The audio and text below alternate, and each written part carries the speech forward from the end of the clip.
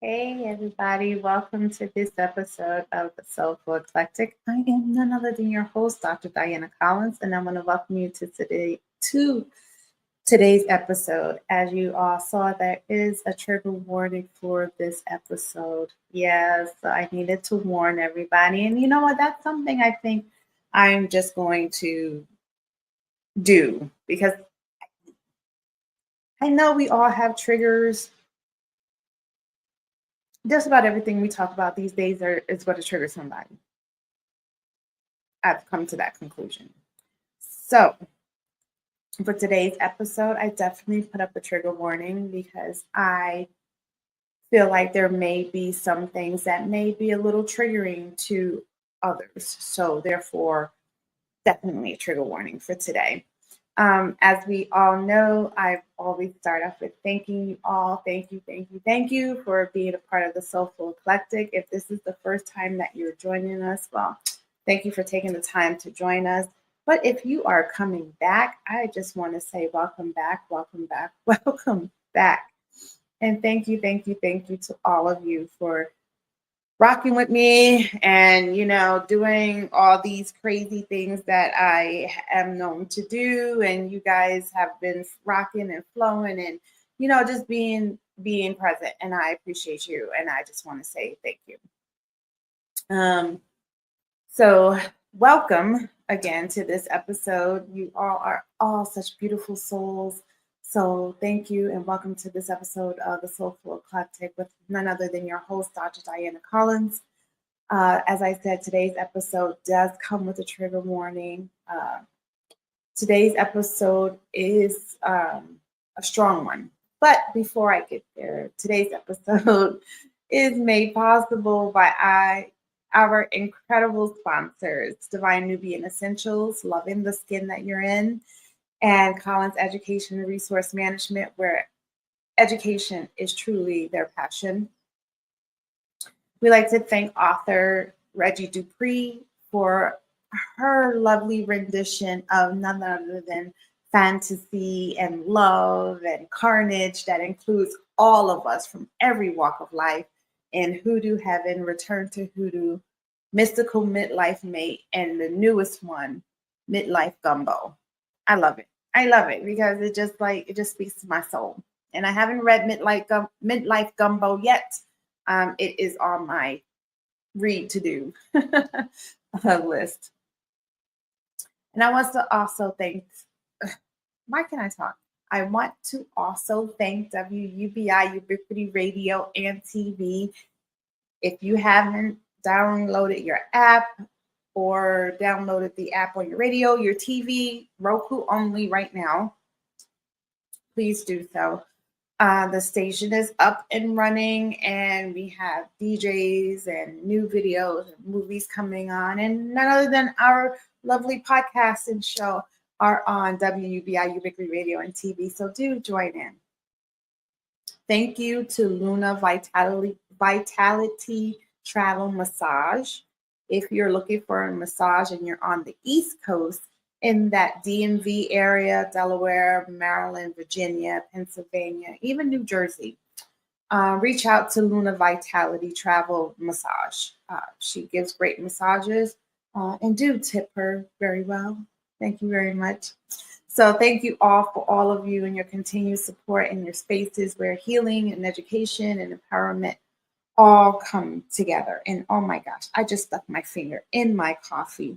That's what I was supposed to be reaching for it, and I stuck my finger in it and I made a little bit of a mess. So please excuse me. Anyways, back to it because again, y'all know I can go off on a tangent easy. Um, so today, I just want to talk a little bit. There's some key points that we're going to touch on, and I'm just going to share all those key points with you as I go on, but I'm just going to say them right now. So we're going to talk about a little bit about understanding domestic violence beyond those stereotypes, right? Beyond the stereotypes. So one of the main stereotypes is it only happens to poor people. I've heard that. I've heard stereotypes is it only happens if you allow it and you accept it. The other one is, oh my gosh, there's so many. Um, only happens to poor people. Oh gosh, what's the other one? It only happens. It doesn't happen in same-sex relationships. It doesn't happen. That's another one that I've heard. So I just want to say abuse is not limited to gender or orientation. It's not limited to socioeconomical status. It's not limited to emotional, financial, psychological, or spiritual. It's not limited by age. Definitely not limited by age, right? So we got to need to understand domestic violence beyond those stereotypes. So when I say abuse is not limited by gender or orientation. So as I just mentioned, there's sometimes that stereotype that's domestic violence doesn't happen in same-sex relationships, which is totally bogus. It does. Domestic violence doesn't happen to men. BS. It does. The thing is, men don't talk about it because they're afraid of that other stereotype and stigma that men are supposed to be macho, machismo. They're supposed to be strong, always the one, carrying the family, that they don't get abused. And that's pure garbage. Men get abused all the time. Now, granted, the statistics may not be as high as it is for women, but men do suffer in suffer from domestic violence. It can be in many forms, and I will discuss those forms too. But men, please do not dare say men do not go experience domestic violence, because there are some men that do. They are, and sometimes it can be just because he does not want to exude that strength and be the aggressor in the relationship. So because that is truly a possibility as well.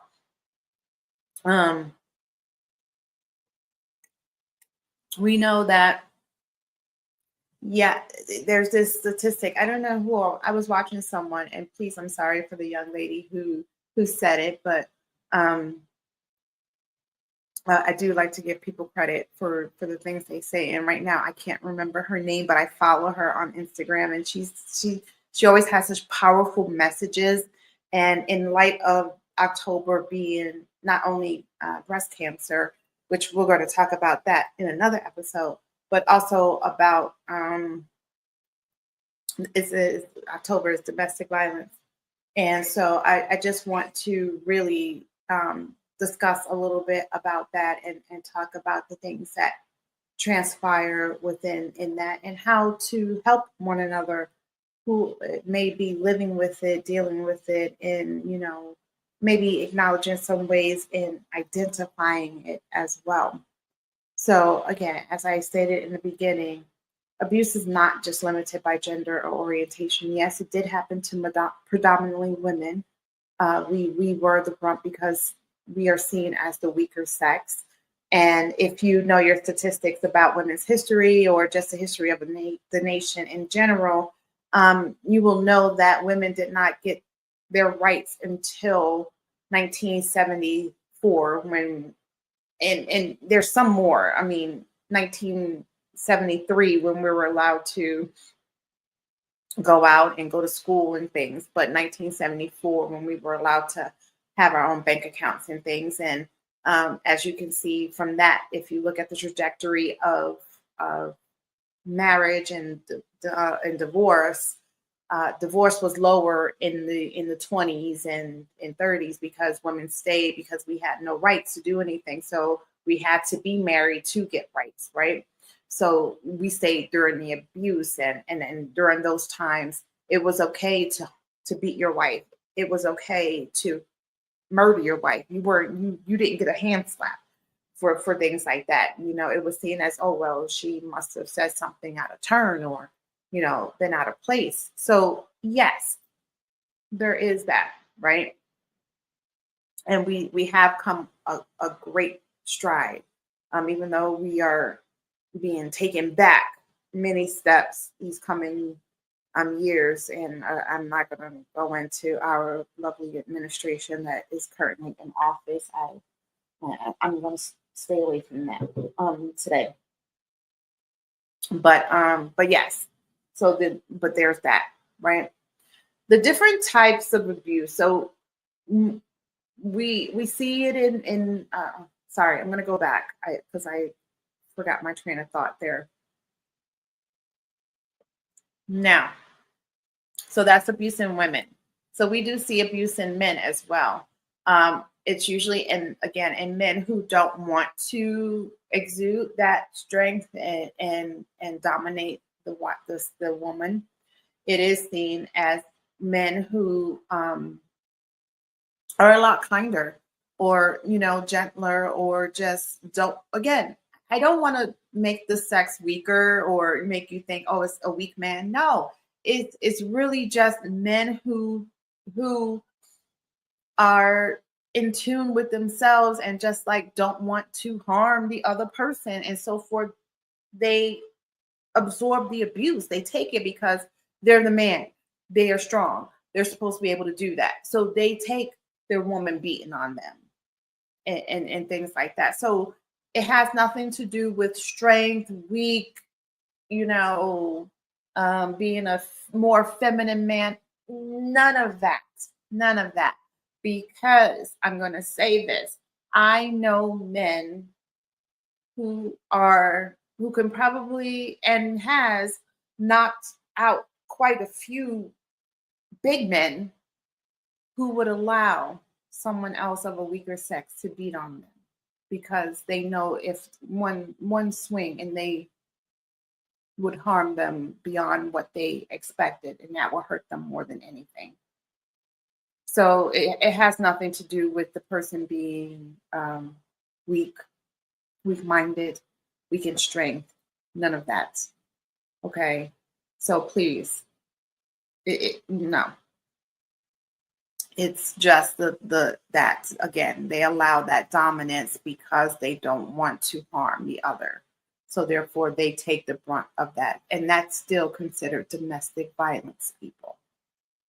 There's domestic violence in same-sex relationships. Okay. Don't think because, oh, I'm going to be with a man and I'm a man, we're going to understand each other. No, there's still violence. Same with women and women. There's still domestic violence, okay? And we still should treat it the same. We still should provide that level of safety of their lives in that, no matter who it is that's putting their hands on them. If we can protect our children, we can protect our seniors and our elderly, then we should be able to protect one another as well. And we should be able to report it without be feeling judged or stigmatized by it. So the different types of domestic violence that is out there, right? We have emotional. I definitely was a victim of emotional and financial and psychological domestic violence. My children were victims of psychological and emotional domestic violence. And so, it's still domestic violence, even though I don't wear the physical pain and or my children don't wear the physical pain. We still have the mental pain, the mental trauma that goes with it, and the PTSD that goes with it. So it's still something that should be dealt with and seek treatment for. So again, emotional, financial, and psychological, right? And then you have spiritual abuse.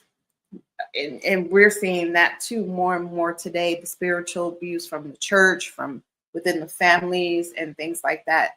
Those are real. Those are as real as physical abuse. Just putting that out there. Okay. Um, there are many ways we can see it. Sometimes we don't recognize it. Sometimes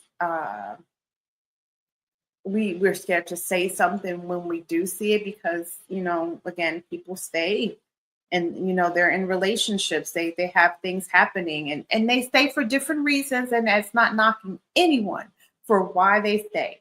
Okay. Nothing. No.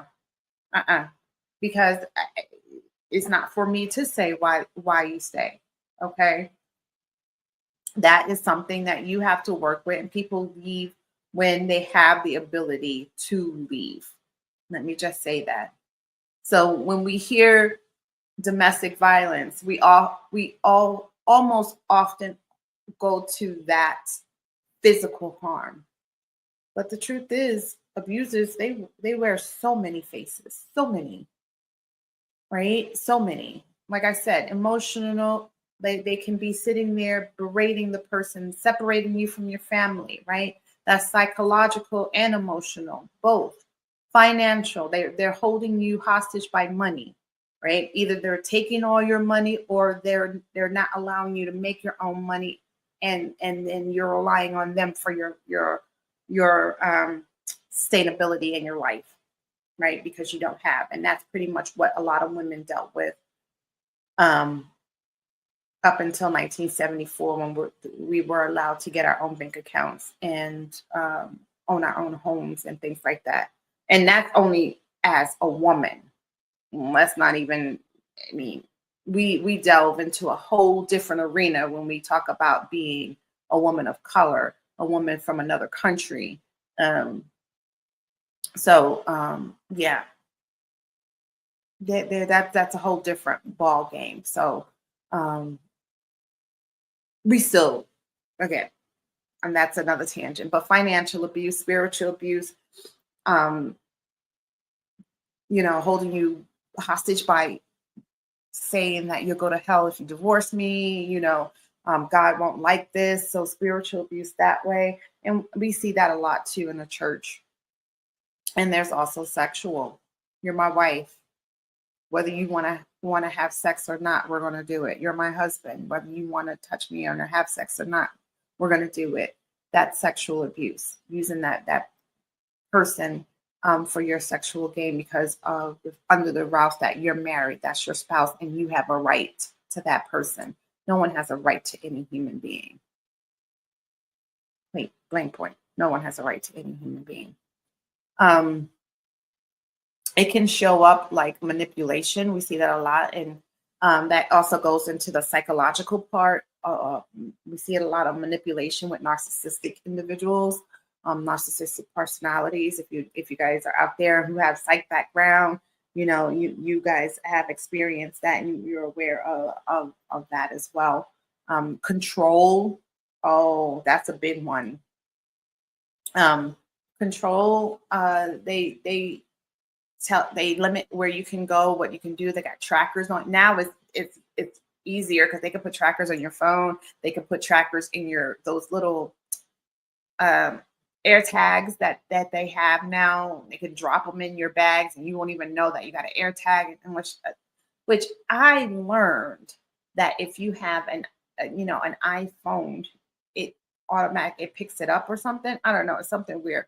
But it'll acknowledge that there's an air tag in its vicinity or something like that. I'm like, oh, okay.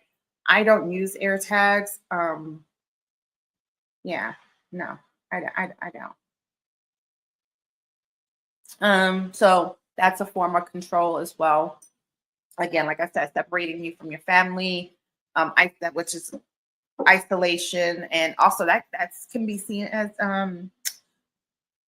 that goes with control too, isolation and control, right? I mean, because they're isolating you from your family, so that's kind of exuding that control too. So that goes hand in hand. So yeah, so we see that a lot So yeah, we do see a big portion of it being physical. That that's when they get to the ER, and they're seen there, and or the doctor's office. But we forget about all those other ones that go unseen and unreported, right? That abuse. Abuse is guys, abuse is not love. But love is supposed to make you happy. It's supposed to put this like unknown smile and joy in your face, and you have a glow. You got a pep in your step. You look forward to seeing that person when you get home. You don't want to be separated from that person, and you just want to talk to them and tell them every part of your day. That to me is love. Love doesn't silence you, okay? Love doesn't make you shrink and make you small, like you don't belong, or that you're not enough. That's not love. Love is not supposed to hurt you. Not like that. So whether you're a man or a woman or in a same-sex relationship, abuse can affect your life. It can touch your life, and it does not discriminate. Okay? It does not. It just looks different. And we just have to look a little harder to identify it. It's still there, right? So when we talk about identifying it, we talked about a little bit about that piece of what domestic violence really is, right? It can happen to men, women, it doesn't matter, same sex relationships, it doesn't matter. It can happen in the Black community, white community, Asian community, Hispanic community. It doesn't matter where you are.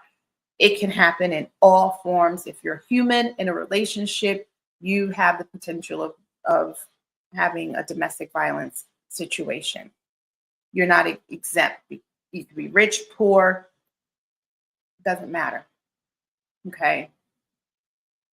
It does not discriminate. It does not have boundaries. Okay. It shows up as not only physical,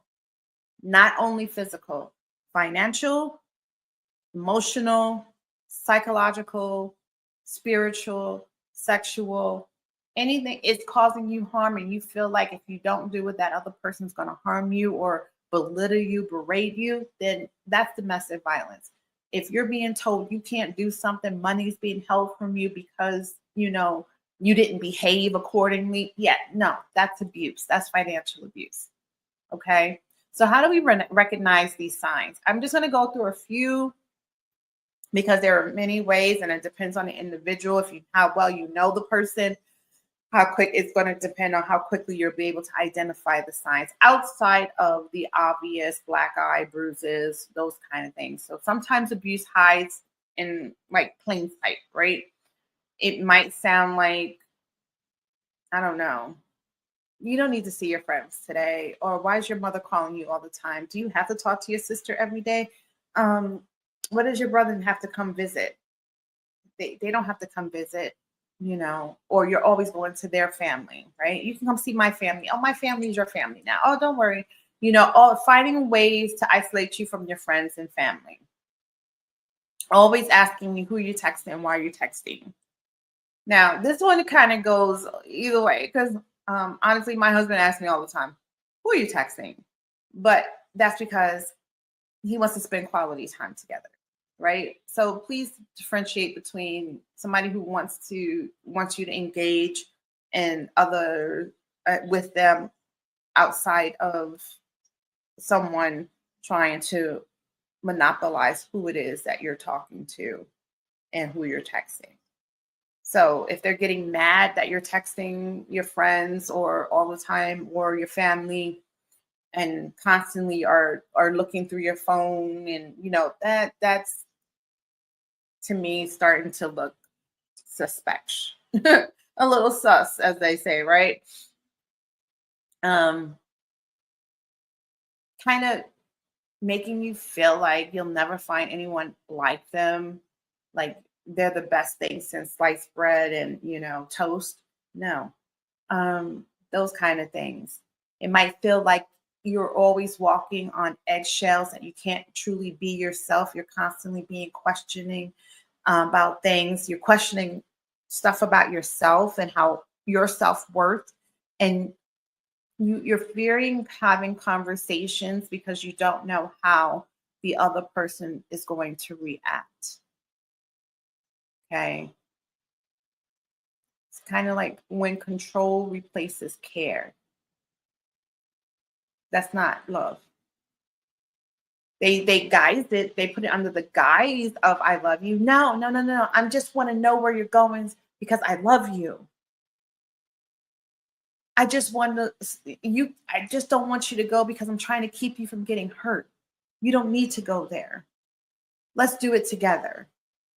That kind of thing. In same-sex relationships, unfortunately, abuse can be harder. Survivors might fear being outed by their family if they're not out yet, if they're still, living, two different lives, right? So that's one thing that they hold. Oh, your family don't know you out. Keep playing with me, right? Don't do what I say. I'm gonna let them know that you sleeping with me. Come on now. They were scared to be judged. They don't want to be. They don't want to not be believed. That's a big one too. Yeah. Because what happens? Oh, when two women are in a relationship and one's being abusive, oh, y'all just having a little tiff right now, a little girl fight. You guys will make up. You always do. No, no, don't belittle it like that. That's not fair, right? And for men, we know there's a culture of silence. Men don't cry, right? There's a false narrative out there that men can't be victims.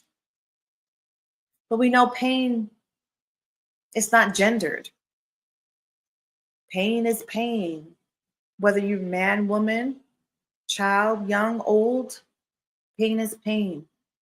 And we're seeing more and more domestic violence in our youth, in our teens as well. We need to have them speak up as well. And parents need to listen and see what's happening to our children because they're experiencing it earlier and earlier on, because these individuals who are living in the household with children who are abusing their spouses, their children see it and they grow up in it and thinking that that's okay. And then they continue the cycle of abuse.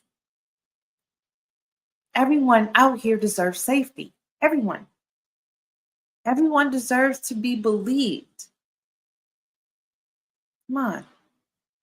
I don't know. Yeah, I'm going to take a break on that one because now I want to talk about healing. I want to talk about healing. So, how about we take a bio break real quick? Yeah, I'm going to clean up the coffee mess that I made because I did make a mess. It's a little bit of a mess. So I'm going to clean up my coffee mess. And yeah, I'm going to talk about healing because we know domestic violence, again, has no name, no face, no age, no sex. It just is what it is. It has no socioeconomical bounds. And it rears its ugly head in so many of our households, so many. And I don't think a lot of us realize. I'm a healthcare practitioner. It wasn't until I woke up, and I'm saying woke up as far as like realizing the damage that was being done to my children and myself, that I'm like, we need to stop this. Okay. But there was no one around me to say otherwise, because what we do, we smile through it. Everything is fine. Check on that person that says everything is fine. Oh no, I'm okay. I'm just tired. It's been a long day. Check on them. I'm just saying. All right, we're gonna take a break. y'all doing? I would like to welcome you to a show exclusively on WUBI Ubiquity Radio every Sunday afternoon from 1 to 3 p.m. Mountain Standard Time.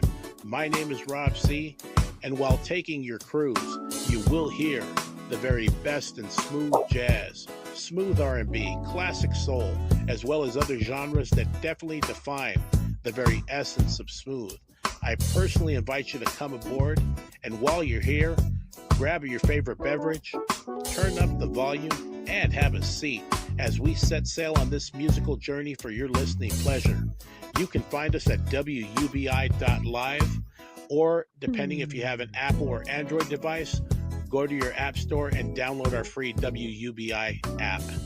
Take care, and as always, enjoy your cruise, y'all.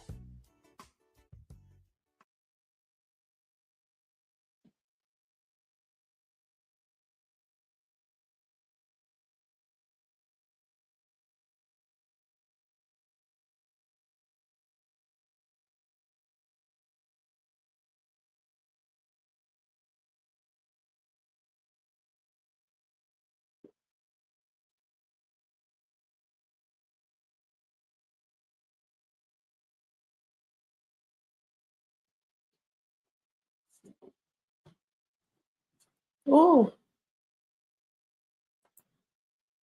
I done played the wrong commercial, but it's okay. It's okay. So I can find the right one. That's the kind of day we having at the Soulful Eclectic right now. Ooh, child. All right, let me find the right commercial so I can take a real break and figure out what I'm doing with my life. And life is amazing. So it's not even anything negative. I am doing great. Life is great. I'm just gonna try to clean up this coffee mess that I made on the floor, because I don't want to invite critters like ants in my house. Because yeah, I know even though today is a cool day and I don't think that's a possibility. I don't want to leave it up to chance that it will happen. But anyways, so yeah, I guess I'm not going to locate the proper commercial right now. That's just where I am right now with life. So I guess I'll continue on with our conversation. I mean, what the hell not? Actually, here we are. Oh, that. I would like to welcome you to a show that is called Cruise with Rob C., exclusively on WUBI Ubiquity Radio every Sunday afternoon from 1 to 3 p.m. Mountain Standard Time. My name is Rob C., and while taking your cruise, you will hear the very best in smooth jazz, smooth R&B, classic soul, as well as other genres that definitely define the very essence of smooth. I personally invite you to come aboard, and while you're here, grab your favorite beverage, turn up the volume, and have a seat as we set sail on this musical journey for your listening pleasure. You can find us at wubi.live, or depending if you have an Apple or Android device, go to your app store and download our free WUBI app. Take care, and as always, enjoy your cruise, y'all. I am the Disco Bee. I am the Alpha Male. I am Benjamin Grimm, and we host From a Queen's perspective, the seasoned gentleman. the host of the Love Jones Cafe. we are the Love Jones Cafe. The Love Jones Cafe. We are the Love Jones Cafe. Love Jones. Love Jones. Love Jones. Love Jones.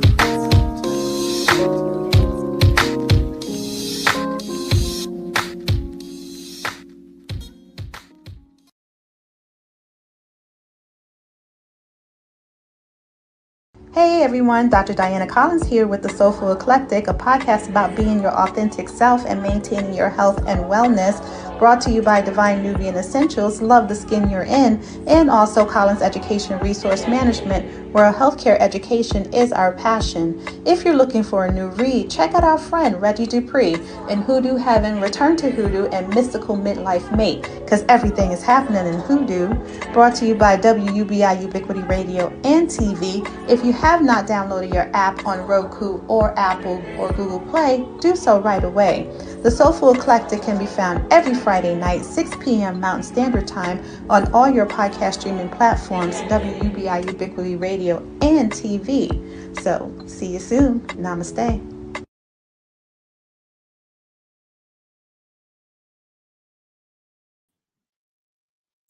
Welcome back, guys. Officially, welcome back. Sorry.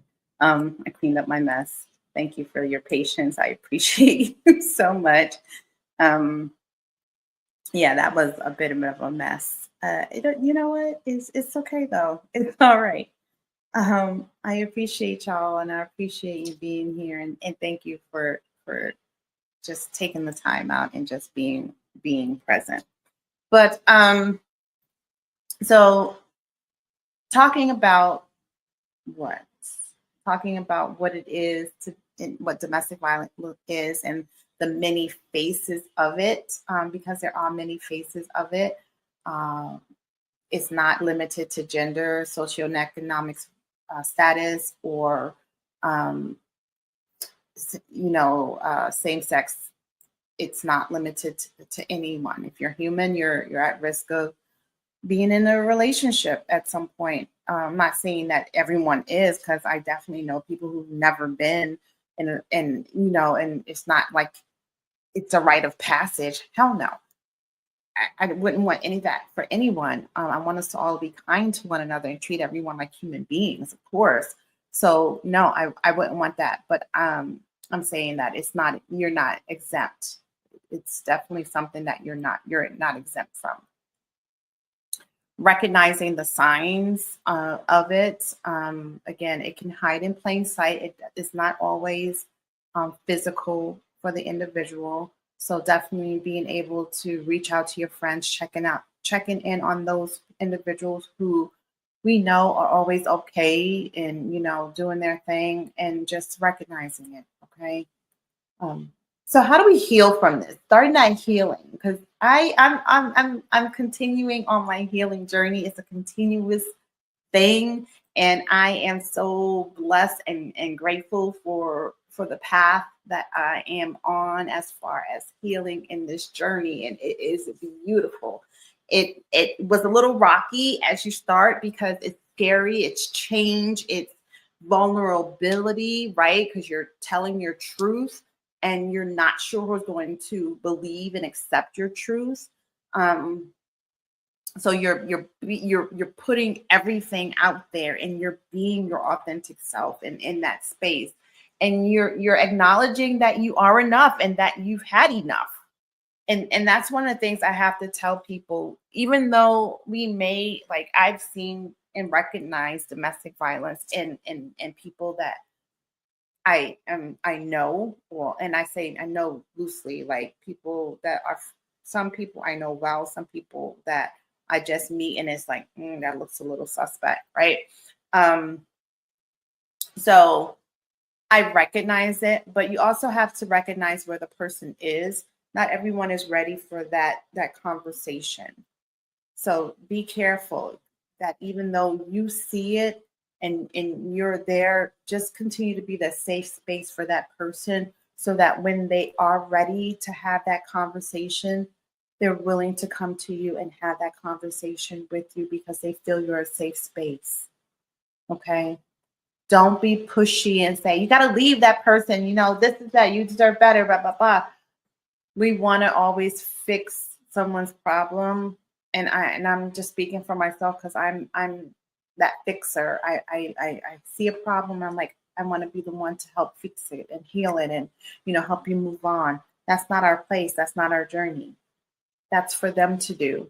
So it has to be on their terms, their way, and they'll let you know when they're ready. And one signs that I notice personally, when people are ready, whether it's myself or, when I was living in it, or I recognize it now in others, they talk about it more. They really let you know what's happening. That okay, I'm okay becomes, yeah, it's a rough day. That means they want you to ask more to see where your caring is coming from. I'm tired, I'm run down, I need a break. When they start really addressing that they need a break, they need to step away. And when they start stepping away, you start to see them change from the person they are when they're away from their abuser to when they are with their abuser. You see some change. Just some little insights that I've learned, both as a survivor, I wouldn't say survivor, being triumphant, right? Being victorious through it. And also someone who, as a healthcare professional, who is trained and learns and continues to learn how to recognize it in patients and individuals as well. Okay, that's just some of the simplest of signs. They start to open up more. They talk more. They try to get away a little bit more. Right? They ask you more about your life and your relationship sometimes, just to kind of compare to see if what they're going through is really normal, the normal relationship. That starts to tell you that they're ready not only to talk about it, but they're thinking about leaving, and if not, have a plan to leave. And then they're opening and waiting for that door to heal for something better. Right? The one thing I didn't mention, because it just came to me, is be careful those individuals that have weapons in the house. One of the questions for us as practitioners is in recognizing domestic violence is asking if there are weapons in the house. Where are they located? Do you have access to them? Do the other person have access to them? It's not just, or do the kids have access? Because that's a big one too, right? But also, if you're in a domestic violence situation, who has access to these weapons? Now, if you say there's weapons in the house and you don't have access to it, that starts my wheels turning. Because why don't you have access? Why is that other person the only one that has access to the weapons in the house? That to me is suspect. I don't know if it's suspect to somebody else, but it's suspect to me. Just saying. So let's talk about a little bit about healing before we wrap up. Healing begins again when you start having that conversation, when you believe your own story, like this is happening to you, and when you stop minimizing what you've been through. And believe me, I'm the queen of minimization in my book. And there might be somebody else who owns the crown too. And there might be a tribe of us that own crowns in different segments of the world and time who are the queens of minimalization. I will minimalize the biggest thing. And once what happens is once that person stops minimalizing it, they realize what they are going through is real and that they need to change. Once you realize it's not your fault, because that's one thing too, they quick to put the blame. Well, it's your fault. You make me talk to you like that. It's your fault. You don't make enough money, so I can't give you anymore. It's your fault. I don't make enough money, so you have to give me more money. It's your fault. Okay. When you start to realize that you did not deserve this and that you are enough, that's when you know that the healing process is beginning and you're ready to heal. I urge individuals to seek out therapy, support groups, prayer is good, but if you're under spiritual warfare, be careful who you have praying for you. I'm just saying. If you're under spiritual attack, be careful of who is praying for you. As you guys, I don't know if you guys remember, a couple of years back, actually the first season of the Soulful Eclectic, when I started October, we had women and men come on sharing their stories on how they were triumphant through abuse. And one of my dear friends, Sabrina Cowan, who, if you would like to go back and hear her story, it's on the earlier season where there's no video, it's just all audio. Earlier seasons of the Soulful Eclectic, where she tells her story of how she was ousted from the church for her relationship, for her failed marriage and the abuse. She was under spiritual warfare, spiritual abuse. You know, turn the whole church against you, the pastor included. So that's why I mean, be careful who you have praying for you, especially if you're under spiritual warfare. Have creative outlets. Yeah. Find your creative outlet. I started painting again. I started writing again. That was my creative outlet. Yeah. Started going to shows again. Taking the kids to shows again. I don't know why my nose is itching, but that's creative. That's your creative outlet. So find a creative outlet, no matter what it is. It could be starting a book club or going to a book club, going to a different bookstore every now and again in different areas of town. I love doing that.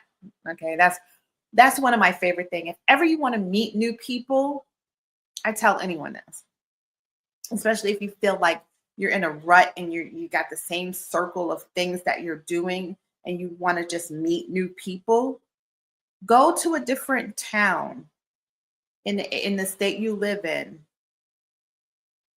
and go to a local bookstore and coffee shop and meet the people in that town. Just that's just one of my big things. I used to go to like little coffee shops when I lived upstate New York. So I lived in Troy, New York. I would go to Albany and go to different little like coffee houses and listen to folk music. And, you know, people will come from Vermont and play the guitar and things like that. That's what I would do. And I would meet different people and it was great. It was great. So that was one of my creative outlets. All right. So it's just all these things could be leading you to the path of wholeness and recovery and being your best self again. Because you were your best self, right? You had to be. You had to be your best self when you met this person. Otherwise, that person wouldn't have been attracted to you to try to break you down from your best self. So you were your best self. You know how to get to your best self. Now you just got to get back there, right? Same, right? Being your best self, getting back to wholeness. Okay. And healing doesn't mean that you're forgetting. No. I know some people say, I just want to forget. I want to forget. Sometimes you still need that scar. You still need that scar as a reminder so you don't go back there. So healing doesn't mean that you're forgetting. It means remembering who you are beyond the pain. And some of us have to find who we are beyond the pain. Learn who you are again. I am fortunate enough to have been found by my husband. I was found, excuse me, that was my daughter calling. I was found by my husband, and which was great. You know, it was great. He found me and we found each other. We rescued each other, and that was beautiful. Absolutely beautiful. So it just means that you're remembering who you are beyond the pain. beyond the pain, and you're growing in another section of your life, another chapter. You are a book. The things you have gone through are chapters in your life. And as we know, chapters end and new ones begin. This is a new chapter, and you are the author of your story. You can write it however you want. All right. And just for those of you who are out there, if you're supporting someone who is in an abusive relationship or has been, listen with compassion. You don't have to understand what they've been through. It's not for you to judge that you should have left sooner and you didn't see that as strange, or that's not for you to question. And by no means, honestly, I personally don't want to talk to someone who's going to tell me that, oh, you should have recognized that. That's a red flag right there for me. That tells me that's the person I don't want to confide in and I don't want to talk to. It's not for you to understand. It's not for the other person to tell you what you should have, would have, could have done, or what they should have, would have, and could have done. And no, because they're not you. They weren't in that situation. So we could all have Billy Badass attitude about what we would have done if it was me. Oh, that wouldn't have been me. Okay, yes, great. But it was me. And here we are. Okay, so don't judge. Don't push. No. Just be that safe space for their truth. Just be that safe space for their truth. Yeah. So, I'm going to leave it at that. Because like I said, this is all a lot, and it's closing out on Domestic Violence Month, and I just want to share that and to reflect on those things and to have that conversation, because I didn't in the beginnings of the month. We had other things going on, and so I wanted to close out the month talking about domestic violence and just healing from it, what it looks like, and let's protect each other and be kind to one another. So when thinking about the conversation, some reflective thoughts that I have were, think about this one, guys. What does safety feel like in my body and in my relationship? So if you're in a relationship, and if you're in a relationship with yourself, with someone else, it doesn't matter, okay? Because yes, people can be in a relationship with themselves. Think about what safety feels like to you in your body, what it feels like to you in your relationship. Think about, have you ever mistaken control for care? Oh, they just care about me. That's why they want to know where I'm going all the time. Oh, they just care about me because they don't want me to get hurt. So I'm not going to go do that exercise, hang out with my friends because they're doing something that, they were right. I could really hurt myself. Have you? What boundaries do you need to honor for your peace? What boundaries do you need to honor for your peace? And what boundaries do you need others to honor for your peace? Right? You guys can write these down. And you know what? I'll also include them in the show notes. I'll actually, when I go back through the show, I'll write them down and put them in the show notes. The other thing is, what does love mean to you when it's healthy, when it's patient and kind? What does love mean to you? Yeah, I like that one. So I can't leave you without my mantras and affirmations because I love you and I just want to share those with you. So take a deep breath in, let it out.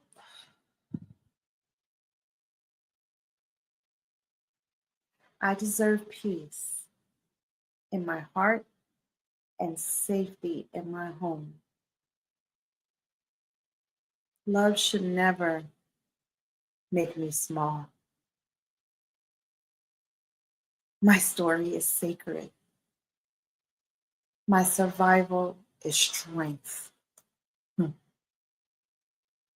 I release shame. I release the shame that was never mine to carry. I am free to love and live without fear. Those are your mantras and your affirmations for me.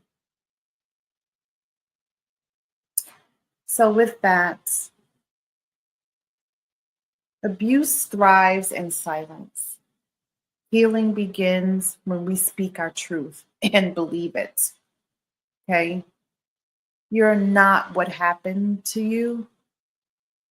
You are you are what you choose to become after. You're not what happened to you, but you are what you choose to become after. And you know what I say about choices, right? With choices, we have an infinite number of them. So, with that, wow, I just want to thank you all for sharing this sacred space with me today.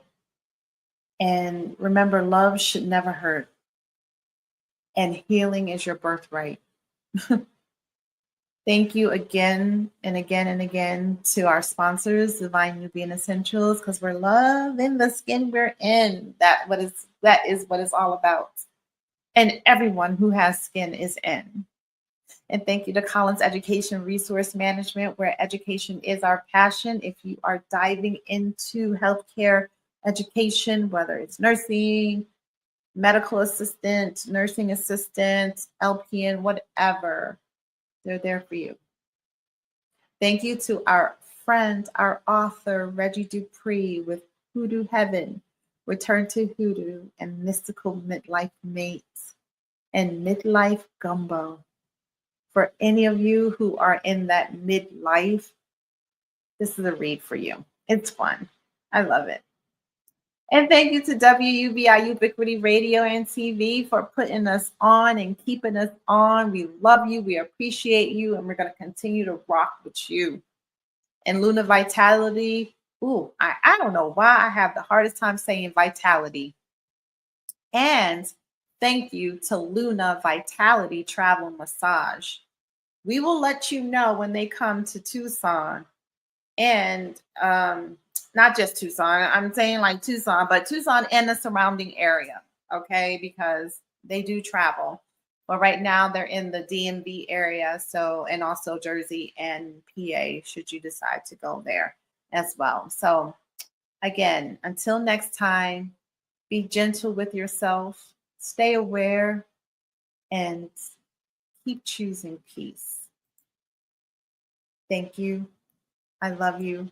I appreciate you. Namaste.